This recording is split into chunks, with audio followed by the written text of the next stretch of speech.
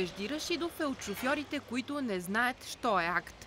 40 години е зад волана и няма нито едно регистрирано нарушение. Господин министър, виждам, че си слагате колана. Винаги ли, когато шофирате, го правите с колан?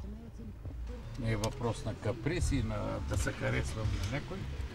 Така смятам, че при рязко спиране съм имал случай, когато главата се удря в стъклото. Дори съм имал рана от такъв удар, тук точно на рамката, и са ми шили главата. Неотдавна, като на всеки българин, и на министър Рашидов му изтекла шофьорската книжка. Когато отишъл да си я поднови, служителите в КАТ, шокирани, че за толкова години няма нито едно прегрешение на пътя, веднага му пуснали документите за златен талон. Информацията, която имаме, е смущаваща направо. 40 години шофьор без нарушение, което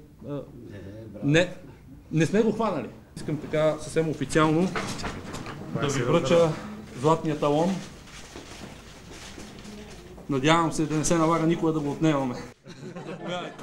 Кажете ми, честно сега, господин министър, вие за тия 40 години наистина не сте ли нарушавал никога закона за движение по пътищата? Или просто полицаите не са ви хващали? Не че съм като росна капка толкова. Начина ми на отношение с хората явно не са ги карали да ме санкционират, примерно за някаква точка или нещо. По една проста причина, че когато човек е виновен и разбира, че е нарушил, не е необходимо да се дърви и да се прави на интересен. Нали? Да, сбъркал съм, съжалявам. За TV7 Петрина Василева.